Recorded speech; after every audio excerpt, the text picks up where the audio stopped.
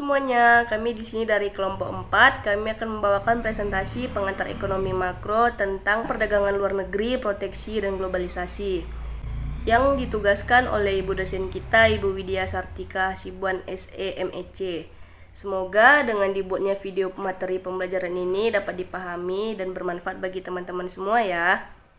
Sebelum kita masuk ke materi kita, di sini saya akan memperkenalkan anggota kelompok 4. Di sini ada saya sendiri, Nome Melia dengan NIM 2121034040.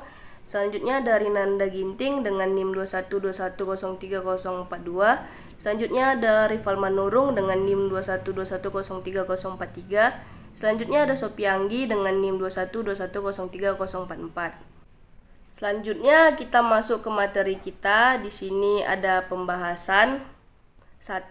Keuntungan melakukan perdagangan. 2. Keuntungan dari spesialisasi. Ketiga, keuntungan perdagangan dalam grafik. Keempat, proteksi dan pembatasan perdagangan. Kelima, globalisasi dan pertumbuhan ekonomi. Lalu ada definisi perdagangan luar negeri. Perdagangan luar negeri adalah perdagangan yang terjadi di luar negeri. Kegiatan perdagangan luar negeri ini tergantung pada keadaan pasar, hasil produksi, maupun pasar faktor produksi. Masing-masing pasar yang saling berhubungan satu dengan yang lain dapat mempengaruhi pendapatan ataupun kesempatan kerja yang ada. Kemudian apa-apa saja aspek yang berperan dalam perdagangan luar negeri ya? 3 aspek peranan perdagangan luar negeri dalam perekonomian ialah 1. Keuntungan yang dapat diperoleh suatu negara dari melakukan perdagangan luar negeri. Kedua, kebijakan membatasi perdagangan dan proteksi dalam perdagangan luar negeri. Ketiga, mengenai globalisasi.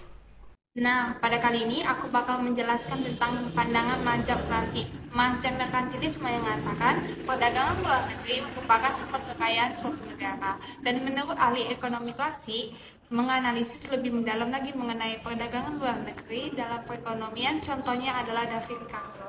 Nah, pada selanjutnya aku bakal menjelaskan apa itu keuntungan dari suatu perdagangan internasional.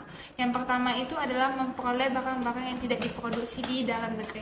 Nah, seperti yang kita ketahui, Indonesia mengekspor minyak kelapa sawit ke negara luar seperti Malaysia, India, terus Cina, dan itu merupakan suatu keuntungan dari suatu negara sendiri. Untuk yang kedua adalah memperluas pasar-pasar industri dalam negeri. Yang ketiga adalah menggunakan teknologi modern dan meningkatkan produktivitas. Dan keempat adalah memperoleh keuntungan dari spesialisasi. Nah, selanjutnya aku bakal menjelaskan apa itu keuntungan dari spesialisasi. Nah, keuntungan spesialisasi ini ada dua loh. Yang pertama itu ada keuntungan mutlak dan kedua ada keuntungan relatif. Nah, keuntungan mutlak ini adalah keuntungan yang diperoleh di suatu negara dari melakukan spesialisasi dalam kegiatan menghasilkan produksinya kepada barang-barang yang efisiennya lebih tinggi daripada negara lain. Yang kedua itu ada keuntungan relatif. Nah, keuntungan relatif ini adalah keuntungan yang diperoleh suatu negara dari melakukan spesialisasi dalam menghasilkan barang yang relatifnya lebih rendah daripada negara lain. Nah, bisa kita tahu sendiri perbedaan keuntungan mutlak dan keuntungan relatif. Nah, keuntungan spesialisasi perdagangan antar negara terjadi jika keuntungan suatu negara meningkat dan pendapatannya meningkat.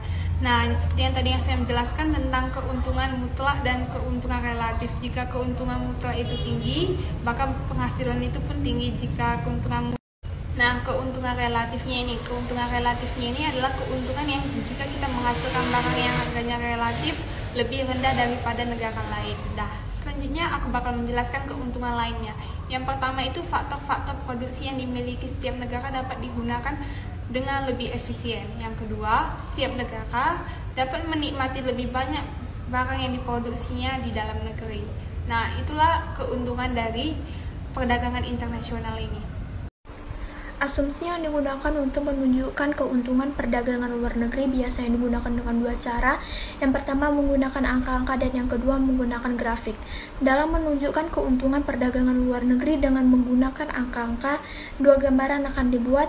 Yang pertama, gambaran di mana masing-masing negara memiliki keuntungan mutlak dalam mengeluarkan suatu barang, dan yang kedua, gambaran di mana masing-masing negara memiliki keuntungan berbanding dalam mengeluarkan suatu barang. Dua asumsi penting lainnya dalam analisis keuntungan perdagangan luar negeri adalah Setiap negara yang melakukan perdagangan telah mencapai kesempatan kerja penuh, tidak terdapat faktor produksi menganggur.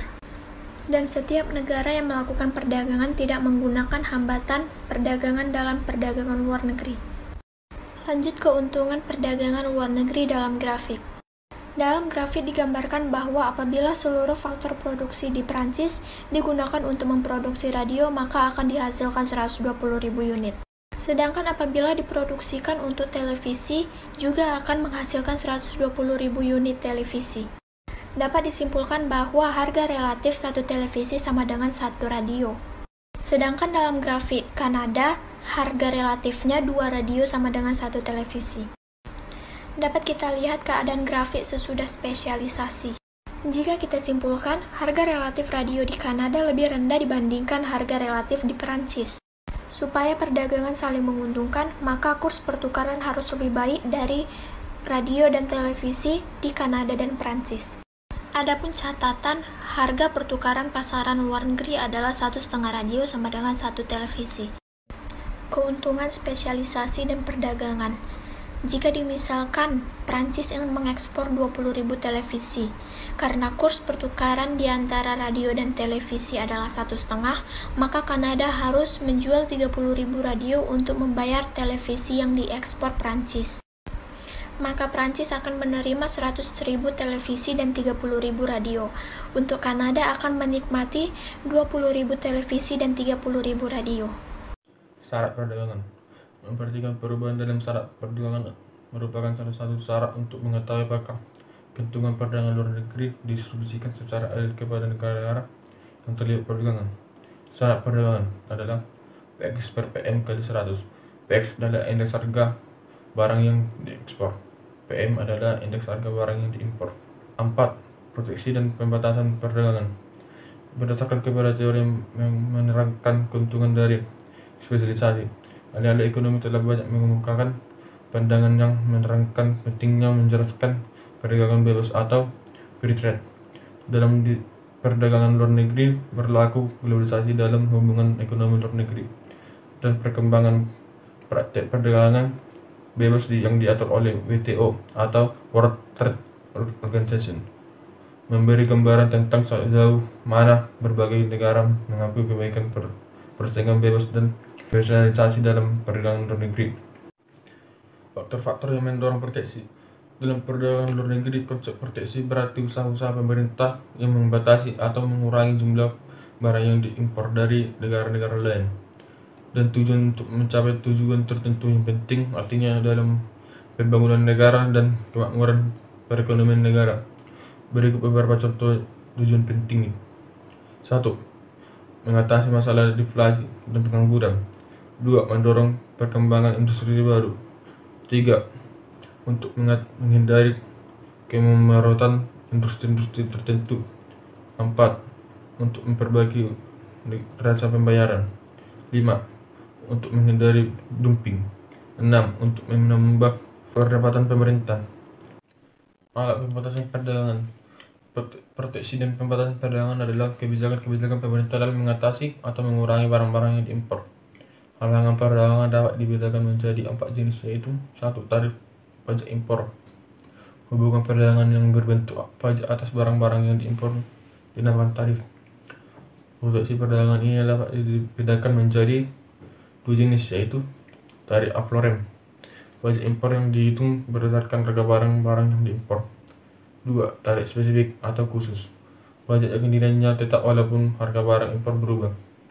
2. Kuota pembatasan impor. Bentuk hambatan perdagangan yang menentukan jumlah maksimum atau satu jenis barang yang dapat diimpor dalam satu periode. 3. Hambatan perdagangan bukan tarif. Kemudian kita lanjut materi kita, globalisasi dalam pertumbuhan ekonomi. Kelima, globalisasi dan pertumbuhan ekonomi. Di sini definisi globalisasi adalah suatu proses yang menempatkan masyarakat dunia dapat menjangkau satu dengan yang lain atau saling berhubung dalam semua aspek kehidupan, baik dalam bidang ekonomi, politik, budaya, teknologi, ataupun lingkungan.